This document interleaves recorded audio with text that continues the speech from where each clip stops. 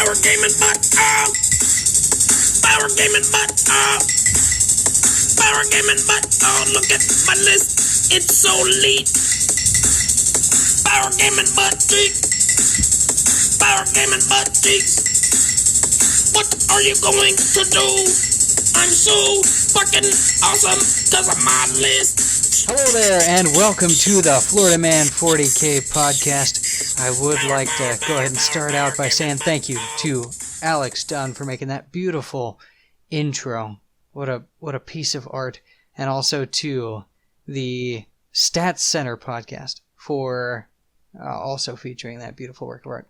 And with me today, I should say my name's Jimmy Prescott. Jimmy Prescott, here with me today. I have John, champion of the Blood Games, Lennon. How are you doing? I am utterly fantastic, but also confused and mildly terrified by your intro. I'm sorry. It was a little stuttered there, but you know, we're off to a start of sorts. Also, Dan, lightning fast reflexes, Smith. How are you doing? Doing good. How are all the power gaming buttholes out there doing? Sure, they're doing quite fine. Clinched for this episode, surely, because it's going to be an exciting one. Is it? I believe so. We have some interesting things to talk about, maybe some not so interesting things mixed in there. But John, recent semi-champion, he's going to talk a bit about how his recent conquests have been. And then we have some new 40k info, right? Yeah, I mean, there's always 40k to talk about because this game has no breaks. I don't think I was the champion of anything recently, but I was just like, I was like close enough to see the champion and kind of give him a wave. See, what I like to call it is the first loser. Okay. All right. And you didn't show up. Yeah, I wasn't able to book my flight to Southern California and get the approval from the wife in about, what was it, a 4-day notice, 5-day notice? Why 4-day notice? Because Lennon was like, hey, you should come to this. And I was like, oh, crap. That would be cool. I mean, like, I did say that like a couple months ago, and then a month ago, and then 4 days before. Yeah, but I didn't actually think about it as being like an actual real life option until 4 days before.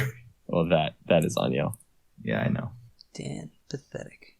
I don't have the vacation time to go to stuff like that at the moment, but, And that's okay. Yeah. You guys have lives and wives.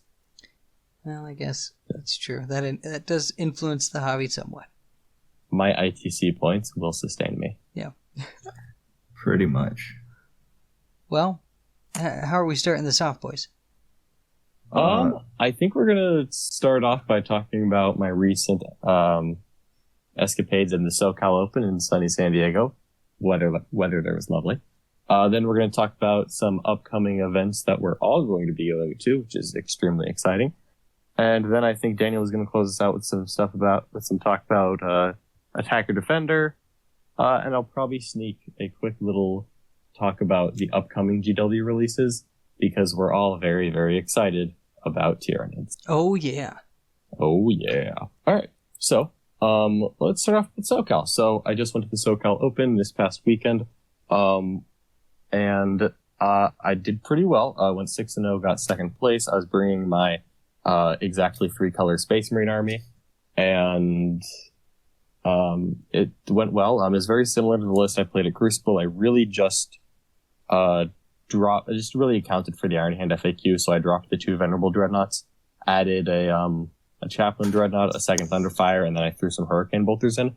So really, I don't want to go into every single game, because I've already been on...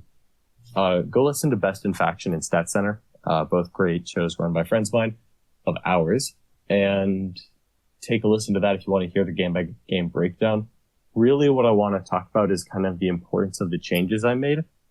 And really what kind of stood out to me was having the Chaplain Dreadnought as a in-the-backfield kind of melee counterpunch in the situation where I outflanked both Centurion units.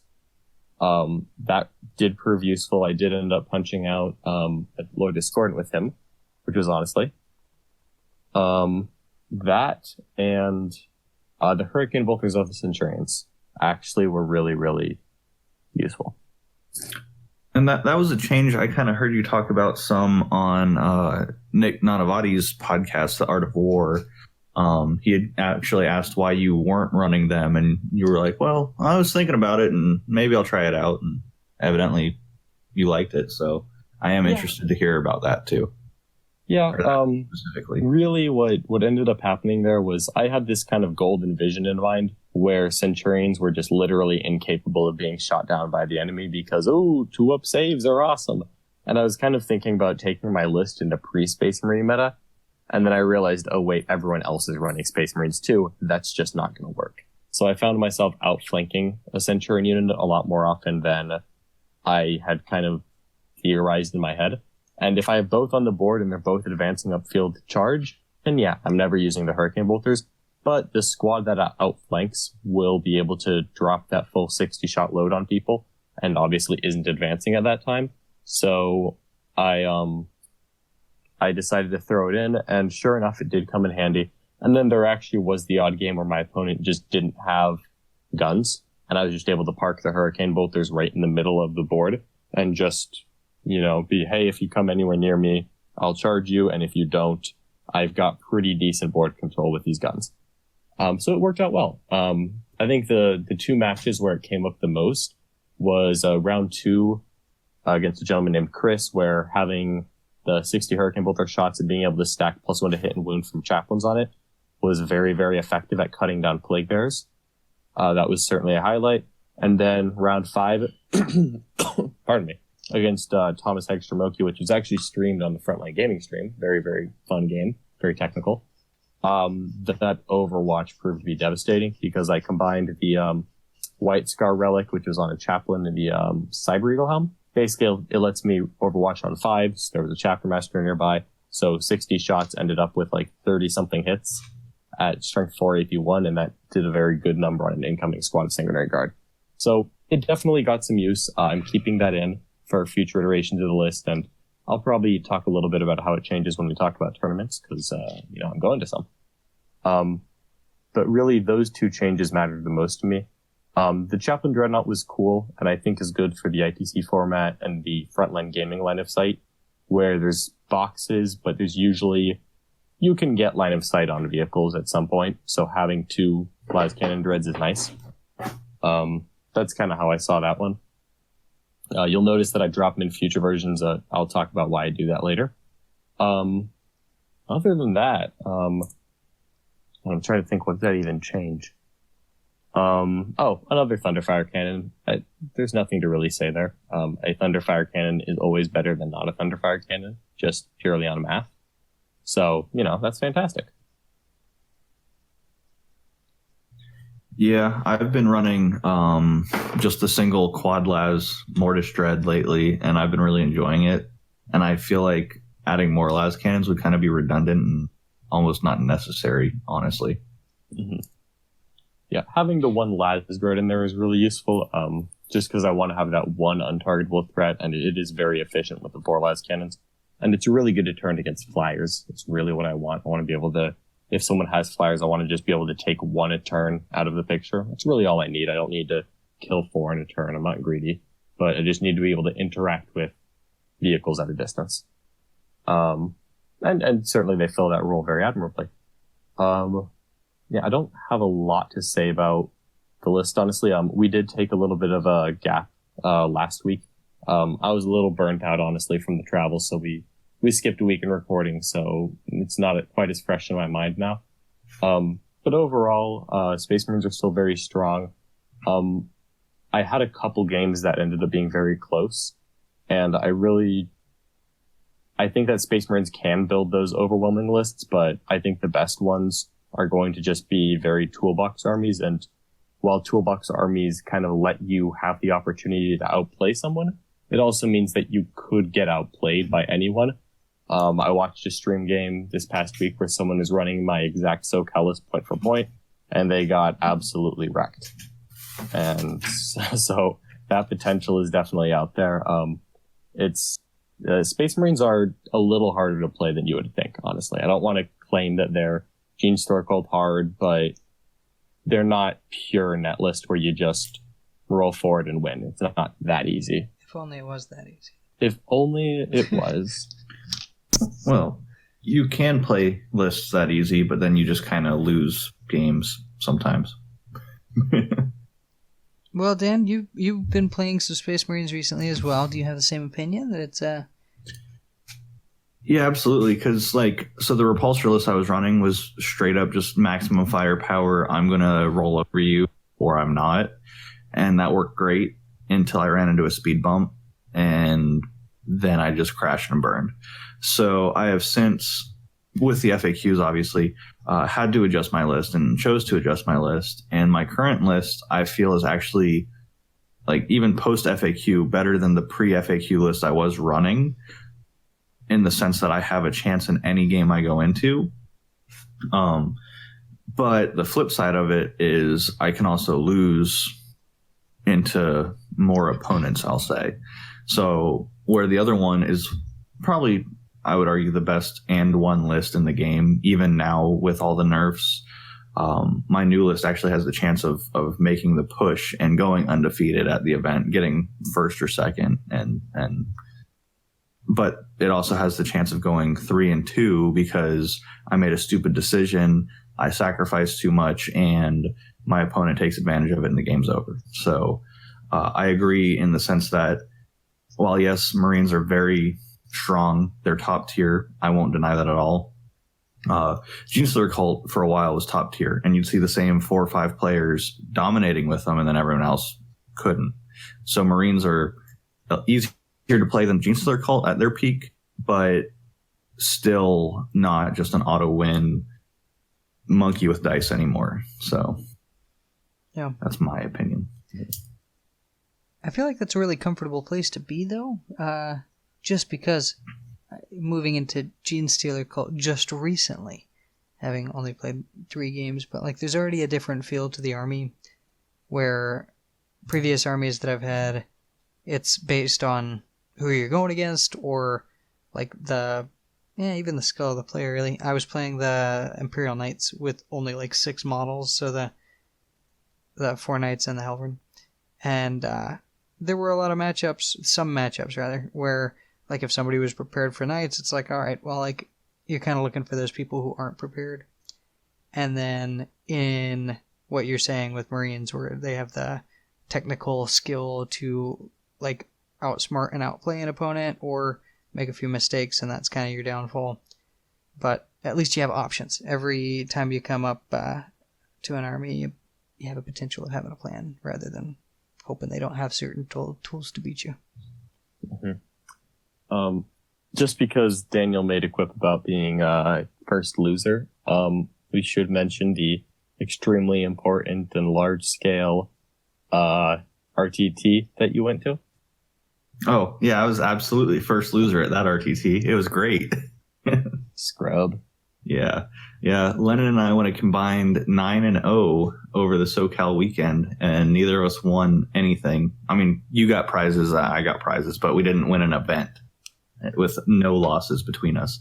Obviously, yours are way more to brag about. That's why I forgot that I even had that RTT. But yeah, it's always fun when that happens. So, do you have any insights from that? I don't know. I don't even remember. You were running the same version of your list, right? The 1 repulsor, Lasdred, and 3 planes with a smattering of eliminators and thunderfires?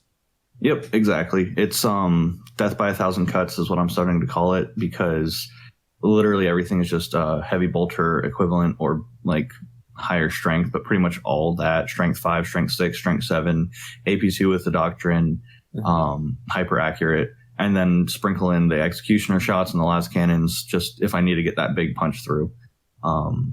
And what I found out, and we'll go into this more, that's why the whole topic of attacker defender is what I want to talk about later, is a list built like yours or mine. They're functionally similar, even though the lists are completely different in what we're bringing.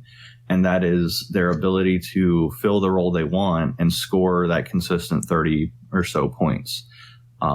But it's harder to max points, score that 38, 39, 40, whatever. And that's what happened to both of us, right? Is I was averaging about 30 points, and I got second because Dave scored 41 points in his last game. So he was scoring all right, and then gets that spike. He's going to have the more points and have the higher undefeated score. And the same thing kind of happened to you. You had really close games. You were scoring right there in that 30-point range. And then it was Brian Pullen, right? He scored like an average of 34 or 36 points per game. So you're playing close, tight games, and he's getting into 1 or 2 games where you just get a big spike in points, and then you win the event when you're both undefeated. Yeah, and one of the things that I always emphasize, I'm not necessarily playing for the 30-point game. Well, certainly that's one of the things we talk about, and obviously that's a goal. I really do tend to enjoy playing more lists that win tight but always have a shot. And I think we've talked about this kind of this concept a couple times. But I build my lists to go undefeated, and that's my focus. So like, while obviously doing well at SoCal is awesome, that's definitely a goal of mine. And even then, I think I got 179 points at SoCal, so I was literally 1 point away from averaging a 30-point game. But I really don't try to get those 41, 42, even 40-point games. I really just, that's not my play style. I really try to take it safe. I don't take risks a lot in game, and usually that means I'm not getting that, that hold more, kill more turns 1 through 6. Certainly those early turns, I'm usually not maxing my primary. And then I'll kind of collect on it later on after I have tilted the game in my favor to the point where I'm confident coming out of my castle. Yeah, and that's kind of what I've been doing with this list currently is I castle up and have my flyers to go out and kill things, score me recon, get a lot of points.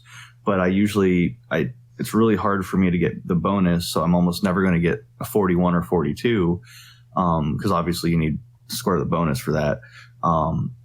But it's also actually hard for me to hold more consistently. I'm running an attacker list, so I'm built to get hold and kill more. Obviously, when the opportunity presents itself, I have scouts and eliminators. I can get board presence and play to hold more. But if my opponent is playing something like Plague Bearers, where I'm afraid that he gets a tri-point off, or they're playing Eldar Flyers, where there's really it's going to be more of a back and forth. Like, I'm not built currently with a steamrolling list. Obviously, I take every point I can get, but I'm not just going to steamroll someone. I'm playing more to deny them points and stay ahead every single turn, whatever that takes. Yeah. I think yours feels more like it's trying to outrace someone to points. I feel like I normally actively try to lower my opponent's score. I think it would be the key difference there. Just because you do send units out that can give them kills. And while I have my scouts, I'm very I don't have the forced movement of a plane, and I'm very comfortable putting everything in a ball and just kind of saying, okay, like come over whenever you're ready while I thunderfire them. Mm-hmm. I mean, I've done the same thing with Gene's Thurcoat, where I am, I played a game against Jim Vessel, which I lost, but a very close, like 20 to 19 point game. And you can see the same thing in my game against Thomas Hegstrom, which is probably my most difficult game of the weekend. It ended up being 22 to 18, I want to say. Again, very close in that high teens, low 20 range. Very tight, low scoring game there. Where really I just did not leave.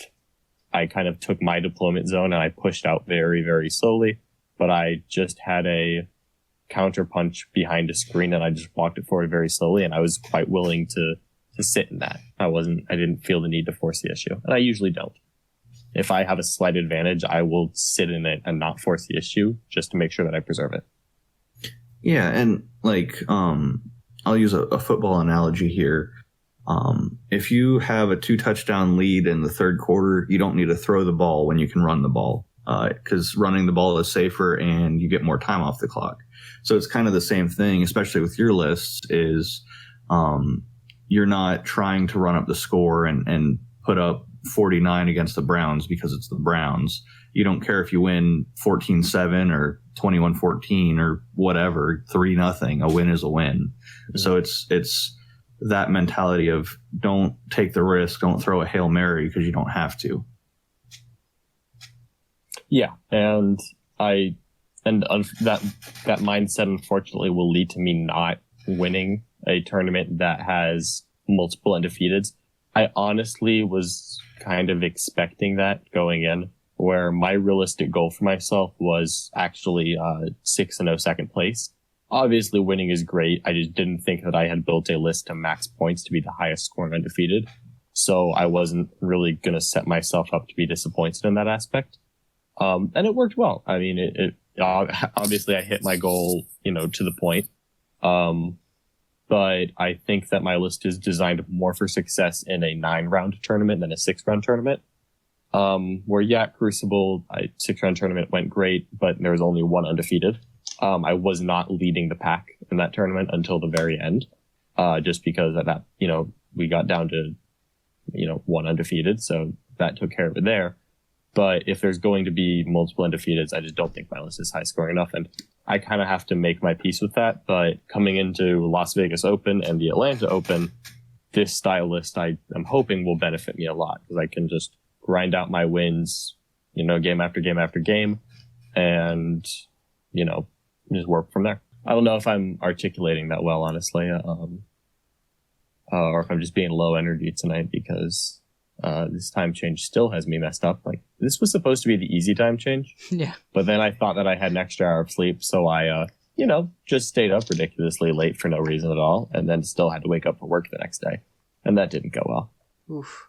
What were you doing on that late night? I was painting. Okay. I'm going wild. If you guys saw any pictures of my Crucible / SoCal army, it was 3 colors. And there were 3 colors in every model. And that's about the nicest thing I can say about it. Yeah. Okay, so I was actually watching that stream game in the 4th, and the chat there was so salty about how neither of the armies were painted, and they were actually asking about your rubber band thing, where they were like, what is that supposed to just represent the chapter they're in, since they're not painted different colors, and then they eventually figured out it was squad markings and all that stuff. So. Oh no, it's totally chapter markings. Oh, okay. I was used to yellow for white scars, red for iron hands. Yeah. Well, a lot of they were like hobbyists in the chat, so they were like, "Oh, it all needs to be painted to a grand scale," and everybody in there was they only need 3 colors.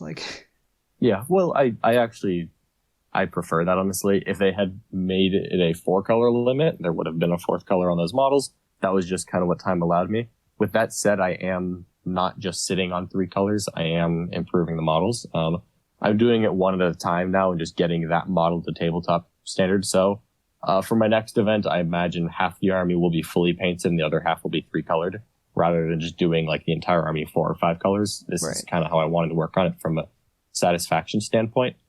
But no, that's reasonable. But in the ITC guidelines, they have rubber bands listed as an example of how to mark out different attachments. So I took that, I took that at face value. That's what I did, and none of my opponents had any trouble with it, but it could be better. My intent finishing off the army is to paint company colors in the same colors, and I'll have the rubber bands on as well, just so that no one could get confused. But just to satisfy the inner fluff bunny, because, well, we all have an inner 2 wolves that we choose to feed, or something really basic white guy like that. I choose to feed the competitive wolf, but there's a fluff bunny wolf in there too, who's like, hey, give me some love. And throw me a little bit every once in a while. I actually really like the Warhammer fluff, so I do want to have an army that conforms to that. But the first priority was getting it competitively functional on the tabletop. Yeah. And in 2 weeks, that's what I did. Now I can go back and try to do squad markings, actually get them fully painted rather than just recolored. And the army's come along. I'm actually really happy with how my captain turned out. Maybe I'll take a couple nicer pictures that we can showcase my painfully average paint job that's still better than the 3 colors that it was before. Yeah. Well, if you guys are watching on YouTube, fair chance that there will be a little cycling photo now. So you want to check that out. And you know what? And if you're listening on iTunes or Spotify, and I'm assuming we have other things, but I don't know what they are, check out our Facebook page, and we will post a picture of my painted captain who has more than 3 colors. Yeah. He's got like a solid 10 color. His eyes have 3 colors. Ooh, wow. Like just the eye lens is 3 colors. Which Can I show off my cheese on the Rick. I want to show off my cheese on the Facebook page too. We should start posting like army updates. We will all post, all 3 of us will post pictures of models that we have painted this month. Yeah. Just to show that we are trying. You can laugh at my 3 color minimum and then look at Jimmy's paint jobs, because Jimmy's helping me with my Space Marines, and see the difference. It's painful.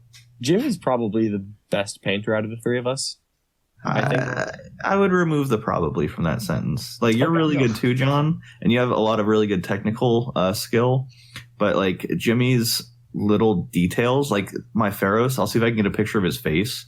Like, that pretty much just for me is the end. Like, it's amazing. Mm-hmm. Well, thanks. I'm actually painting Dan's eliminators right now. Giant dual gun. Eliminators are next on my paint list. I just finished up my my Lazdred. Eliminators are next, just because they're cool models, and I'm kind of daunted by painting 30 scouts, because I don't want to just paint half of them. I want to paint all of them, but that's so many scouts. Yeah. I actually did my Lazdred. I like him. That's all I have to say about that. Okay. Well, post some pictures and we can talk about it. Yeah. And maybe we can have some people give us some feedback about how we can be better at painting. Oh, they're going to make fun of my stuff so bad. It's like obvious rattle can spray bases, and then I just did a little dry your brushing. stuff actually looks good. I wouldn't say it's a good. really clean color scheme.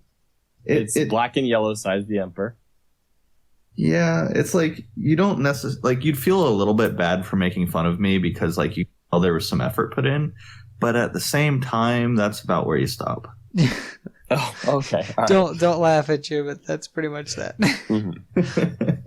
Okay. Well, I did actually have one more thing on my hobby desk right now, and I will actually use this to transition into the next part of the podcast. So I am just finished building 15 intercessors.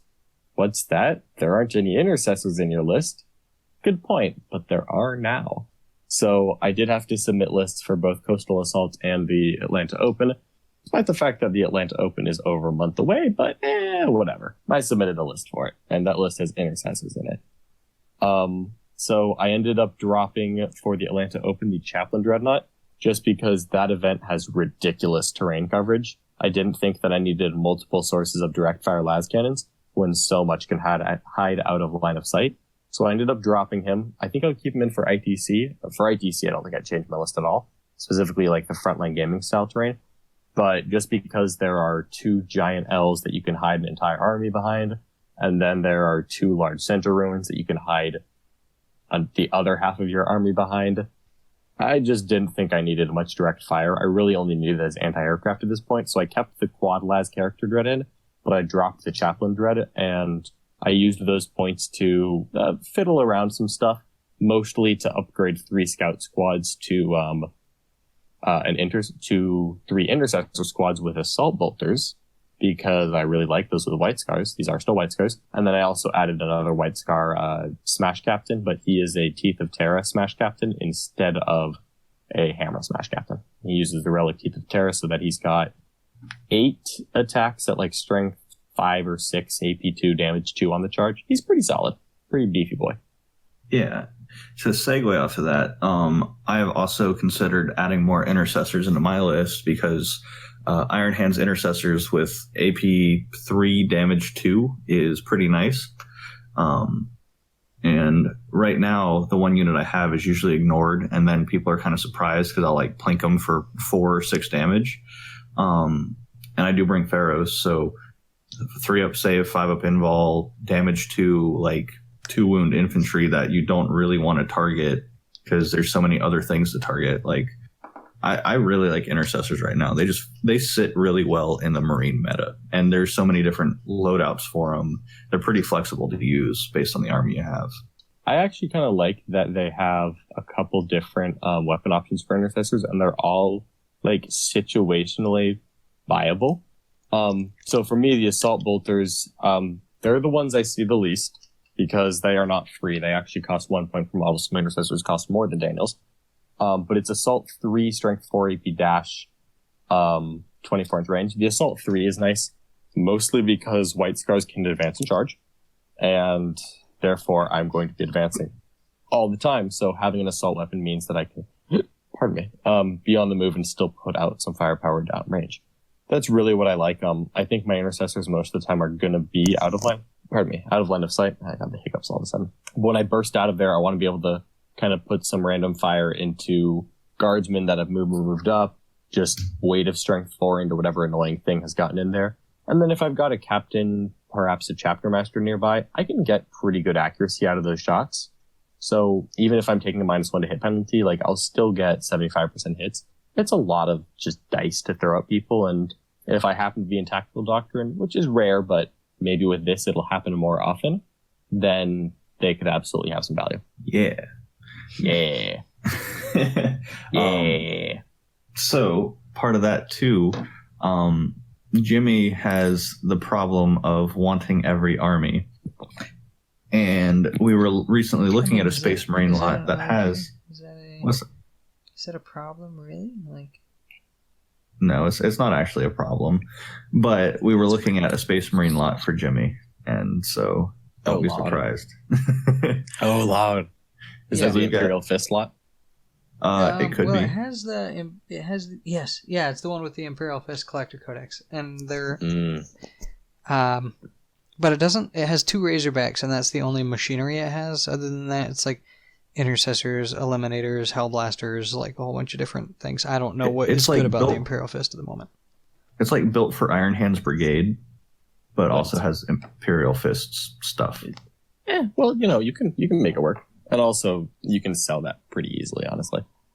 Yeah. But anyway, I don't want to distract too much. Yeah. There's just a funny thing, because I remember it had a ton of intercessors, and I was like, that's actually really good. It was like 25. Intercessors are really cool. I want to take a Crimson Fist heavy intercessor list, but we're diverging a little bit. Sorry, that reminded me too. You've still got my Deathwatch intercessors, Lennon. I do. I have them. Like, they're in a box. Like, you can have whatever you want. I have so many armies. I have so many armies, and I don't want to paint any of them, so I just dump them on all my friends, and then I forget that they have them. So. Yeah, well, you stopped playing Deathwatch, so I never painted it. I don't know. I'm too busy. Anyway, I'm building and painting Star Wars Legion. Like, I don't know why. I just am. Yeah, that's fair. All right, so back on track. Do we want to talk about Coastal Assault? Yeah. We're all 3 of us going to Coastal Assault. I am bringing the modified Space Marine list that I just described. Daniel, are you bringing the exact same random Iron Hands bullshit? I am bringing the exact same list that I brought to the RTT that no one cares about. That's good. Literally, nope, I forgot to make the change. The night lists were due. Jimmy and I were hanging out and submitted lists at 11:58, and I did not make the necessary change of chain swords on my scout squad, cap, sergeant, whatever. So I am 5 bolt guns instead of 4 bolt guns, a bolt pistol, and a chain sword. So that was the change I wanted to make and didn't. It just cost me an attack on a scout squad. That'll come up once in the entire event. That's all. Other than that, it's the exact same list. And Jimmy submitted the list, which excites me very much. Ooh, yes. I am also excited. Jimmy, do you want to tell us why we're also excited about this glorious list? I would say because it has Tyranids in it. It is a Gene Stealer cult list that I just nabbed off of 40k stats. And it has a unit of Kraken Tyranids, including the Swarm Lord, a Brood Lord, 2 units of Gene Stealers, and a swarm of Rippers, which is just enough Tyranids to give me that taste I so desire. And other than that, It also runs the Aberrants, Acolytes, a bunch of the Genestealer Cult HQs, and then 50 Brood Brothers. So I feel like I get a little smidgen of everything, except for the Achilles Ridge Runner, which is my favorite Genestealer Cult model, and is sadly not great. My favorite. Let me just be clear. It's not that it's not great. It's that it's objectively the worst thing in the fucking world. It looks so cool, though. Ever since I've seen that, like, on their little, they do the whole, like, white image Games Workshop with the new model presentation thing. And that, like, leaks all around the internet. Oh, yeah. It looks cool. Like, yeah. I would love to have a reason to buy one. I have two. New in box. I haven't even opened them yet because I was afraid to equip them. I'm sorry, Jimmy. I hate equipping. Don't worry. I like them. You can't equip them wrong because you won't run them in any loadout. But that, 2 years down the road, when I finally get to pull that Dusty Boy off the shelf, I want to make sure the right gun's glued on. That's why I'm so concerned. That's why right now it's been sitting in a box for 4 months because I'm afraid. When in doubt, magnetize. Yeah, it's true. Some of those vehicles, the weapons platforms are harder to magnetize than. Yeah, it's true. Well, who knows? I haven't tried. All right, so. Tyranids and Genestealer Cult. Yes. You've gotten to play a smattering of practice games with them, but this... no, you were at the RTT, weren't you? Yeah, but I played one game, and then I got put into the buy round. So, like, I lost the first game because we ended at turn 3, and it was like 20-10, but... I had basically taken out his whole army. It was a Custodes versus my Genestealer Cult. And like he had a unit of the tanky dudes, big dudes.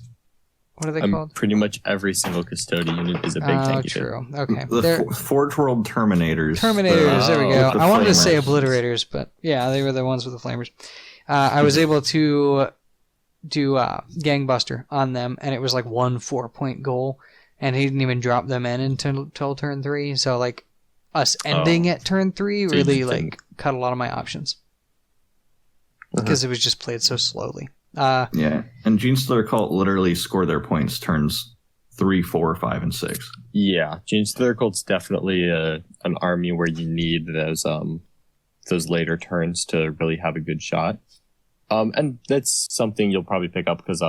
Genestealer Cult is not a particularly fast army to play, so that's kind of a weird combination where they're relatively slow to play, but you also need those later turns. Yeah. But the early turns are the ones that take forever, so it's a little bit counterintuitive in how that works. It honestly takes a little bit to get a grasp of, but you can absolutely get a couple more practice games and kind of get on top of that. And then, once you get a little more experience with the army, it'll feel a little more natural. Yeah, so I would like to say I believe that I played that game at a good pace. And basically what ended up happening was the guy that I played against, he was a neat guy. He had a really nicely painted army, including a little bit of guard. He had he had the 3 tanks, and they were like really nicely painted and all that. Nice. We got into the first phase where my Genestealer Cult could get into combat. So I charged at one unit, but I split to where some of the models were closer to another unit that I wasn't engaging. And it was 2 units of guardsmen. So I knew the Genestealers were going to kill the one unit, but the one that I didn't actually charge, I could pile and consolidate into. Mm-hmm. And that's basically what ended up happening, but it led to like a 45-minute discussion of whether that rule was correct or not. And the TO of the event, he came over 3 times and was reassuring, yes, that is how you do it. And then like pulls up another article. Well, it was like, so it ended up causing a little bit of a time constraint. And then, got it. Yeah, at that point, we went into the buy round. And then afterward, if I were to play again, somebody else would get the buy round, like the last thing of the night. And I was already in a conversation with somebody. So I basically, all that to say, I played one game. And it was to turn 3. So that is my third game with the Genestealer Cult so far. And I feel like I'm definitely getting the hang of it. So we'll see how it goes. Yeah. And and if you're playing a tournament, you can always have you gotten to play much with the chess clock? I have not played with a chess clock with them at all yet, but I have played like previous armies. Yeah, I would recommend playing at least one game with Genestealer Cult with a chess clock just as a practice game, just to kind of get the hang of it. Because how you pace Gene Stealer Cult is really different from how you pace everything else, because like your deployment takes, about a cumulative 60 seconds. Oh no, you've got Tyranids. It should take about 4 minutes. And then, because you get to do all your thinking on your opponent's clock, and then like the second he puts the clock in you, you're like, all right, I deep strike this guy back to you. Just right back like that. And then you just do all your thinking on his time. You're not moving anything. You're just kind of planning it out. And by the time he taps the clock over, you just drop a blip or deep strike something and put it right back to them. But then your first turn takes so much longer, and you have to, like, I kind of accept like my first real turn, which is usually turn 2, takes a solid 25 to 30 minutes, like way longer than any other turn. And I just kind of got to play around that as I work through the army. Yeah. I get you. Yeah, we are actually planning, hopefully this weekend, I think, to get a game of Marines versus Gene Stealer Cult on the clock, right, Jim? I think we were talking about that. Yeah. Exciting times. So that'll be good. Especially, I need to learn, like, make sure I can screen out against all those threats, and Jimmy will get the opportunity to play on a clock and manage the flyers, because generally high volume, decent AP flyers are bad for Gene Stealer Cult. So that'll be a very interesting interaction. And by interesting, you mean terrible.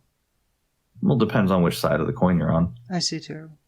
Uh-huh.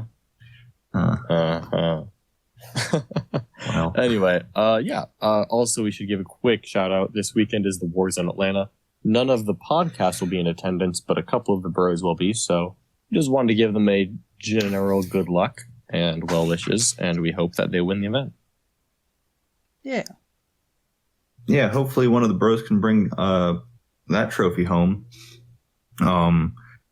It should be pretty good. I think the Dangly Boys are also going to be there. That's another Southern team podcast, and they're good guys. So Brohammer versus Dangly Boys. It'll be interesting to see who pops out on top on that one.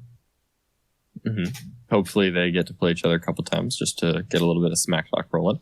Yeah. I think that's it. I mean, we've got Wars in Atlanta this weekend. None of us are going, but some of the teammates are, so hopefully they can snag the W. Then the weekend after that, Coastal Assault. All 3 of us will be there, and again, we'll have a couple other members of Brohammer, so it should be a good time. Hopefully we can take that one home. And then the Atlanta Open. I think I'm going to be the only one of this group that'll be in attendance, but as always, other members of Brohammer will be there. And then I think it's LVO, and there's not a lot of big events left other than the ones we mentioned. I'm thinking United States here. I'm sorry, I'm not familiar with the UK meta, so I'm sure that they have some major that I'm missing because I just never thought of going, because I'm not flying to the UK for 40K tournament anytime soon. But Wars in Atlanta, Atlanta Open, LVO are the only 3 that I'm aware of that are going to top 100 people until the end of the year. And maybe there's another one, and if so, please let me know, because if it's close, I might try to swing it. But kind of like if you look at the ITC standings, it's probably going to look pretty similar to this heading into the end of the year. Yeah, which hopefully if we can carry that into LVO and then we have a good showing at LVO, it'd be really cool to see if Brohammer can hang on to the top spot. We've got it by a single point right now. That's all it takes. Yeah, so we've got a friendly rivalry with Beast Coast. I like a lot of the guys on the team. We get to play them at ATC. We get to see them at SoCal and stuff like that. But right now, Brohammer is less than 2 points ahead of Beast Coast for best team of the ITC right now, which is impressive in itself, because I think Beast Coast won it the last 2 years in a row. It honestly might be 3, but it's at least the last 2 years in a row. And usually it's been in dominant, not even close fashion. So honestly, just the fact that we are right up there with them, let alone happen to be ahead of them, 1.33 points. That in itself is an accomplishment. So we're going to try to maintain it. And I think, Jimmy, you're planning on going to Las Vegas, right? Yes. Okay. And so Dan is, we're all going to be there. Yeah. And obviously we'll talk more about Las Vegas when we get there, but all 3 of us will hopefully be there, and then plenty of the rest of the team as well. And it should be a good time. And really it's been a fun season. Like, the ITC is so awesome, and they are not paying us to say this at all. Yeah, it's Not been a even a ton of little fun. Yeah, I mean, it might be. I wish. I know. Oh, I wish. I actually saw Reese roasted you earlier today, so. Hey, stays on the TA. What goes on the TO page stays on the TO page. Yeah, and I was right, so it was fine. But anyways, what I was going to say though is the LVO. I don't know why I drew a blank there. LVO, if you're there, come find us. Come say hi. Like outside of our group, I don't actually like realize anybody listens to us, and then like I see comments or I'll see like the view counts and stuff, and like that's really cool. It's neat to know that there are people that actually do listen and enjoy the content. So if you're at any of these events, you want to come let us know, like that'd be awesome. And I've got some Brohammer dice. Lennon's got Brohammer dice. So I personally got no problem. I'll give you a die if you come and tell me that probably 2 dice or whatever, something. I'll give you a hug. We'll figure something out. But just come say hi and I'll figure something out. If you have a beard, cool. Daniel will rub your beard against his own. Yeah. Well, actually, I just went to the barber and he cut my beard a little too short. So I'm in like beard depression right now. So. Oh, are you looking like a baby again? No. I mean, it's still longer than anything you can grow, but it's not to my normal standard. Okay. I didn't realize you had normal standards. I do. My beard needs to be at, well, I'm not going to say what I was going to.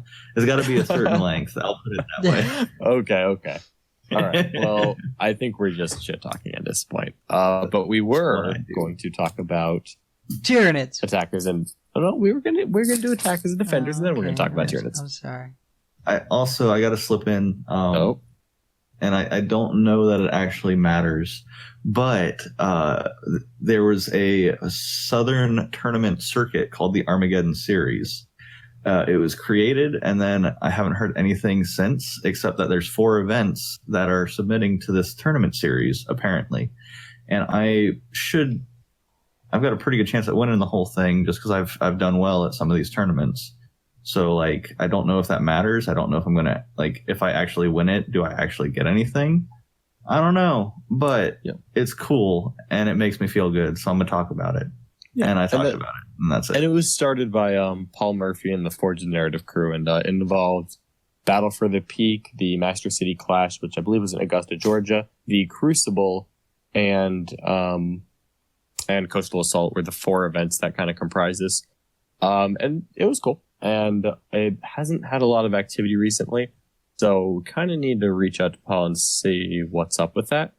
But as it stands, 3 events in, you've been to all 3 that have gone on so far, and obviously Battle for the Peak you won, right? Yeah, and go ahead. Sorry, I have been to all 3. I won Peak, which obviously you're TO of, so you didn't have the opportunity to win it. Then I went to I believe it was the Masters City in Augusta, and got 8th place. But I was 3-1-1. My first loss wasn't until round 5, and you get a modifier for each game before your first loss. So I scored pretty well for the Armageddon series, even though I was 3-1-1 and only 8th place. And then Crucible, of course, is the largest event, 6 rounds, and my first loss wasn't until round 6. So I actually scored more for my 4th place finish at Crucible than I did for my 1st place finish at Peak. So really? Yeah. I scored by their standards? By their standards. And just you did have 5 consecutive wins in both, so okay. Correct. And then you get a modifier based on points per game, and I averaged like 34 points per game at Crucible. So with an entire 6th game as well, that's 34 more points you add to the modified score. So I'm sitting pretty with my overall score for their standards. They take the 3 highest events, so like where my score is at is the lowest it can be. I have the opportunity to improve it if I do well at Coastal Assault. So hopefully I can do well, hang on to that lead, and win something, whatever it is. But we have been talking to Paul Murphy, some of the guys in the chat. We've been talking to him, and he is updating scores. He's still involved. I just think, I mean, we all are busy, and it's been kind of quiet. Like, you come up with that at the beginning of the year, and then until the last event, there's not much you can do with it. I guess advertise, and that's about it. And then now that we're getting close to the end, probably start picking some steam back up on it. Yeah. Okay. Makes sense. I'm excited to hear that. I'm excited to hear that he is still acting on it. Good luck in that. I'm not really competitive at that, unfortunately, because I wasn't able to make the Master City Clash, Battle for the Peak. I was TOing, so I was not able to play. Crucible, obviously I did well at, but 2 scores is probably just not going to get me there. So that's okay. But yeah, hopefully you can pull that one out. Yeah, I'm hoping so. Just so I can, it is, I'll call it the Florida Man tournament circuit, because it's the 3 GTs in Florida and then 1 from Georgia. So that way I can at least feel good about myself. I'm doing it for Florida. And then everything we do is for Florida. Pub subs and flip flops. That is the altar I worship at. Yep. All right. We get our bald eagle from the federal government, and then we get our pet gator from the state government. I actually identify more as a plastic flamingo kind of guy. Yeah, well, I don't have any alligators in my yard, but I would put a plastic flamingo in my yard. See, I would absolutely love to have my pet alligator chewing on a plastic flamingo. Like that's just good for good photo opportunity. But you're from Lakeland. It's the trashy part of Florida, and you guys are urban, or I'm urban, you're rural. So I like plastic flamingos. Okay. We're like the clean Tampa though, so get out of here. The city of Lakeland is. You are southern Tallahassee, sir. No, I am pretty Tampa. Whatever. All right. Yeah. Anyways, we don't need to bore people with the Florida. We have been rambling today. I don't know. There's something in the water, guys. I'm sorry. Yeah, that Florida meth water. The Florida meth water. All right. So, attacker versus defender. Take it away, Dan. All right. I'm going to dive in. We've referenced this a bunch, not just in this podcast, but others. We've referenced different things: toolbox armies, firepower armies, playing offense, playing defense. Basically, what it all comes down to is when you sit down at a table, you have your list, your opponent's list. You need to define early on: are you going to be the attacker? Do you have more firepower? Do you need to get them off of objectives? What is their list built to do? Or do you need to just hold objectives, weather the storm, and survive to late game? Max your secondaries and win that way. So for me, and I guess an easy way to say this is an attacker list. What lends itself to being an attacker list is something like triple repulsor, 7 Eldar flyers, something that you're not really worried about giving up a kill here and there because you know you're going to get kill more in almost every matchup. So you're going to play to hold 1, you're going to play to kill, you're going to play to kill more, and max secondaries. Usually you're scoring secondaries like Butcher's Bill. You're looking for like even Kingslayer, Titan Slayer, any kill-based secondaries you feel comfortable you can get if your opponent gives it up. So these lists are obviously great at beating lower and mid-table players because their lists aren't designed to deny every single possible option that an attacker list can take. You tend to want to go first. Less terrain is your friend. There's certain things in like a full powered attacker list that you just lean into. And that again is like a maximum power attacker list, which is a little different than being put into the attacker role, which I'll get into that a little bit too with list construction. But then your defender lists are more durable. Sometimes they don't seem like it would be a defender list. Things like Gene Stealer Cult, you think, oh, I've got to prepare for this Alpha Strike. Well, yes, but they're actually like they play kind of a defender style, even though they do have that Alpha Strike. They want to hit you so that you can't respond, so that way they can win the game on hold more. Centurions are kind of the same way. The Imperial Knights, more of a defender list. Like they're going to do consistent damage. They're going to get kill 1 very consistently, and they're going to try to play hold more, and max secondaries. And of course, the perfect example of a defender list is the Siegler Tau list. He's going to spread out. He knows you're going to take Butchersville. You're going to go for Killmore, but he's just going to spread out, hold the table. He's going to whittle you down, and then he'll score Killmore and anything, bonuses, whatever he needs to late game, because he's just going to sit there and defend and weather the storm until he's broken you, and then he's going to go out and win the game. So that's kind of the attacker-defender like extremes. But for me, when I'm building a list, one of the things I want to look at is that toolbox army. I want to have the ability to be the attacker in games I need to. Usually if you're going first, your tendency is to be the attacker. And if you're going second, your tendency is to be the defender.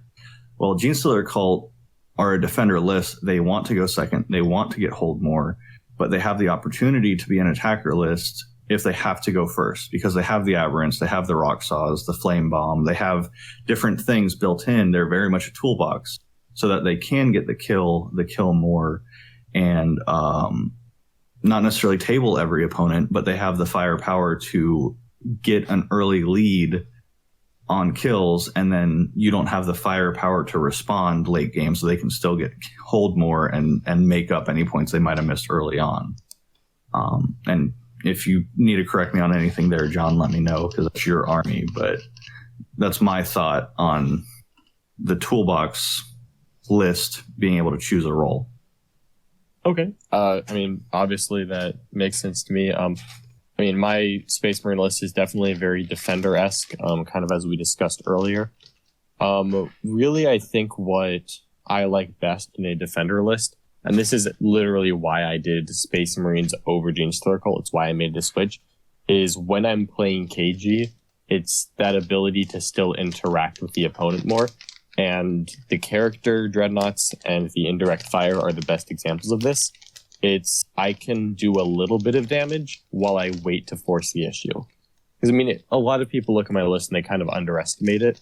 Because, I mean, if we're not actively engaging each other, you're getting 4 las cannon shots and a little bit of indirect fire that's damage 1. There's no Basilisk, it's all strength 5. It's not a lot. Like, I've had turns where I kill a scout squad and I start to wound the next scout squad and I don't do anything else. And that's fine because I'm just doing a little bit of damage, getting my kill while I obviously work on my holding points. And a defender list is usually very comfortable chipping like that and not going for a big hit. And that's how I see the defender list, is that ability to sit and wait for the next turn to develop and to not have to force the issue before the opponent. Yeah, absolutely. And that's what I kind of mean when I'm discussing the role is actually our game at Crucible, I think, was a good example where I made the mistake with my Thunderfire cannons early. I was actually setting up my strategy to be the defender list because I could kill a little bit more than you with my indirect fire and you had more scouts. So I wanted you to have to come to me, you come into my line of fire, and then I put 3 executioners into you, I win that game. That was my thought process. So I chose to take the defender role. One of the mistakes I made was I still chose to go first, which I didn't need to do as the defender. I need to be reactionary to you. And because of that, you were able to force the issue, hit my Thunderfire cannons, and for lack of a better term, you took the defender role from me. If we just continued on the status quo, you're going to score 1 more point than me every single turn. At the end of the game, I'm going to have 5 or 6 points less than you. You win. So you force me to have to come to you. I have to move. I have to get the line of fire. I have to make the decisions. So I ended up in the attacker role I didn't want to be in. And that the flow of that game is really what you need to see coming in any game you go into. Have your plan, understand how you're going to get into the role you want, into the role your list lends itself to, and then you have to execute that role. And that was my mistake. I was playing an attacker list. I was an attacker all weekend. I made the choice to try for defender and then didn't do it well. And it cost me really the entire GT. Yeah, that's reasonable. You kind of have to, you really have to commit to it, and that's defender lists are harder to play for this reason because it requires a lot of patience. Where when you see someone else's models in front of you, you want to go hit them, and I totally get that. I want to go hit them, but sometimes the safe play is put my Centurions in the back corner of the board and surround them by scouts that are bubbled 4 inches out from them, and just wait.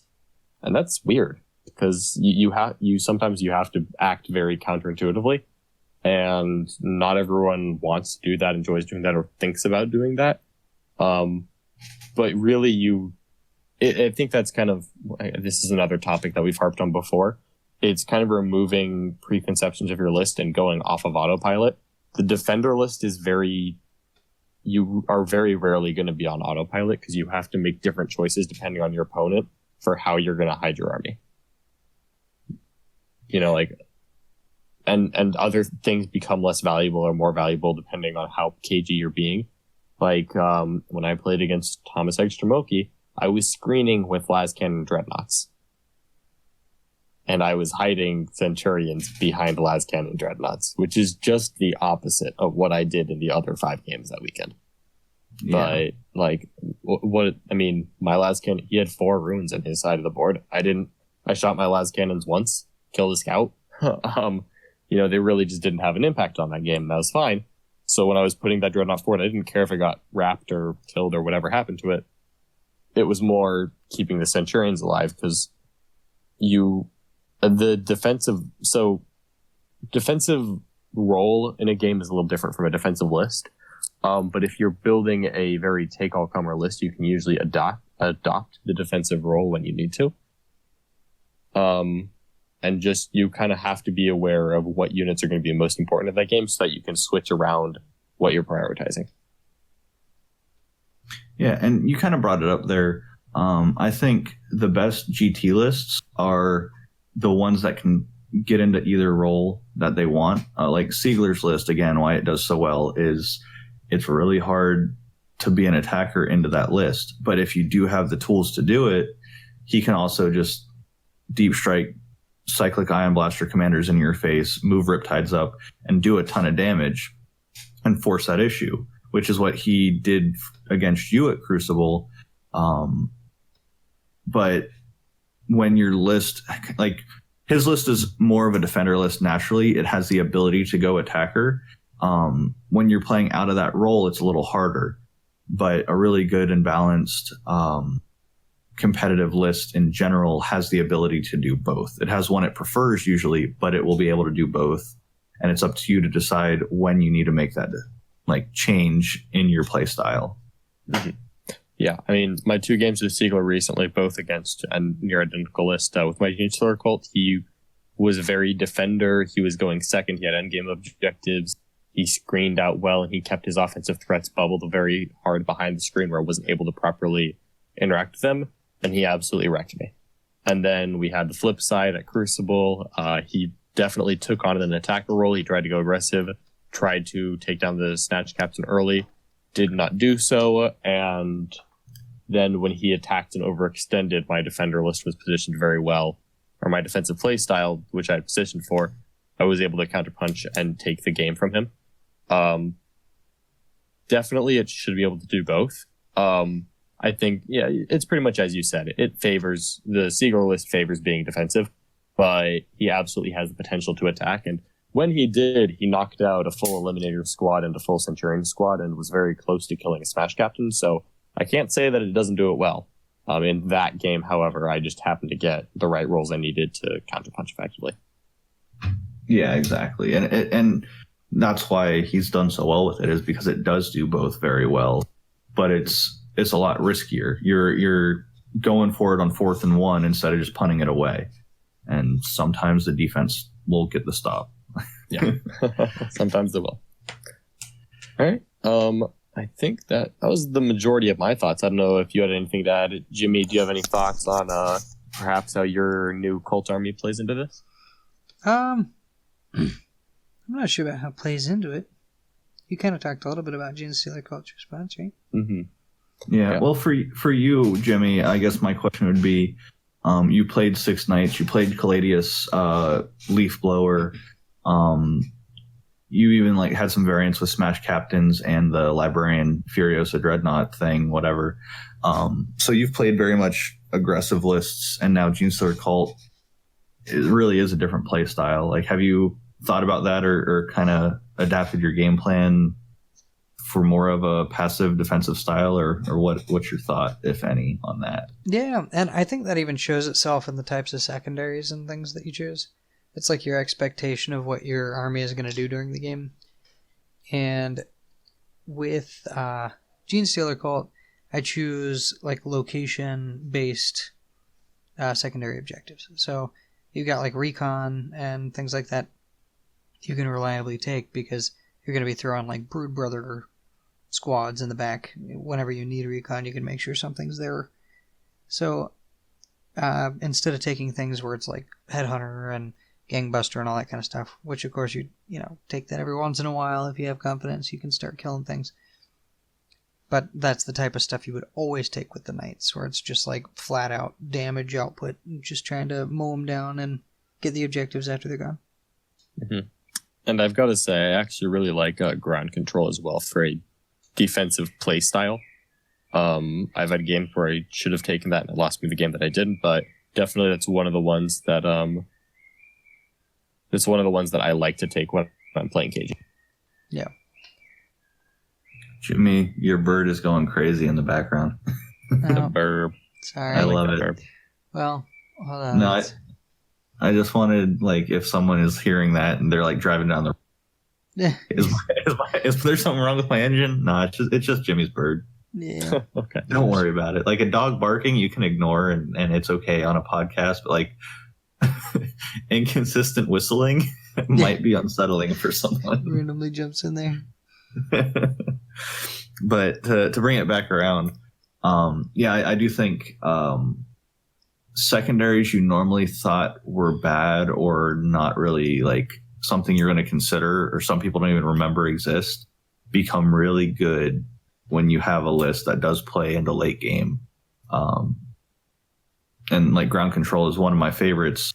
You don't get to do it all the time because like there's literally a mission where there's 3 objectives and you cannot get 4, obviously. I know, I hate that. But at the same time, like even as an attacker, I've had games where I've taken ground control as an attacker because there's 6 objectives on the table, and it's like if I do what I'm supposed to do, then by turn 5, I know how many points I need to score to steal this game. If I have to, I'll just spread out and say, kill me off of all of them. And if they can't, I'll win. So sometimes ground control is really good, just in general.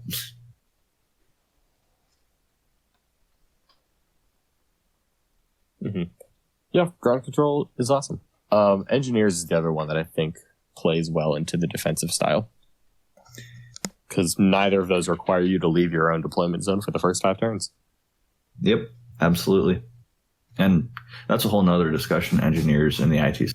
But actually, let's, what do y'all think about doing that for our next discussion? We can go through the ITC missions and secondaries. Yeah, I'm done for that. We've still got an episode before Coastal Assault, so we won't really have any tournament recap, so I'm down for it.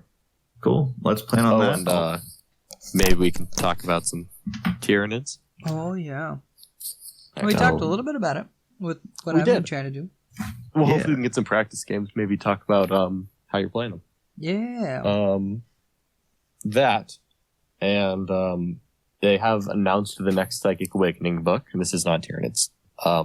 But the second Psychic Awakening book, which they're calling Faith and Fury, it involves Black Templars, who are awesome, and he also had, which it has all the Chaos Legions, which has me super excited, because Iron Warriors are my first love. Well, Tyranids are my first love, but like as a faction from a fluff perspective, I love Iron Warriors, just because Tyranids don't have some personality, really. And before Genestealer Cult came along, when I wanted like to have like a key villain or anything like that, this was like middle school John, by the way. Iron Warriors just were the ultimate badass bad guys to me. So if they get really good rules, watch out. I might just sell my entire Spaceman collection that I literally just bought. Yeah, it'll happen. I am trying not to get hopeful about good Chaos Marines because, like, as fun as Space Marines are, adding spikes and accidentally stabbing your fingers every time you pick up a model is so much better. And I'm not being sarcastic. Like, I love playing Chaos, and Chaos Marines are amazing. And bleeding on the table makes it that much better. Oh, yes. Will straight up stabbed himself on a piece of terrain at one of the tournaments we were playing at. It was me and him. He reached for a dice and just, you know how some of the GW The ruins have cathedrals, this, they have like the spikes on the top. This is why I like the MDF stuff. You don't have these problems. Yeah, he just straight up impaled himself. Nice. Oh. All right. The worst I ever had was the sword of a bloodletter slipped underneath a fingernail like a good quarter That's a inch. thing that should get removed from the podcast so no one has to hear about it. He was doing Thanks, Daniel. Man was doing his job. All right. I'm going to go throw up. He let some blood, that's for sure. Let that blood. No. Anyway, I think that was that just about everything we had tonight? Yeah, I almost made John throw up. Yeah, that's not good. Oof. We had some innuendo. A little bit, yes. There was an F-bomb drop. That's always good. Who said Perhaps that? one. John did. I think it was me. Oh, okay. Yeah. It's okay. This is child friendly almost. I'm a child, so it's child friendly. Boom. Ooh. Ooh. All right. I think that's it for us. So, did either of you guys have anything else before we close this one out? No. Like, subscribe, comment. I like the comments personally. That's my favorite. I don't really care about the other stuff because whatever. But comments are fun. You can message us on Facebook. Message the FloridaMan40k podcast page or our personal pages. I'm always on the buy, sell, trade pages too because that's the actual hobby is just wheeling and dealing. Mm-hmm. But yeah, hit us up. Let us know what you think, and if you want us to talk about anything or if you want to cuss us out, I really don't care. Just let us know. Do it. Make your dreams come true. All right. Alrighty, thanks for listening, guys. Goodbye. Good night.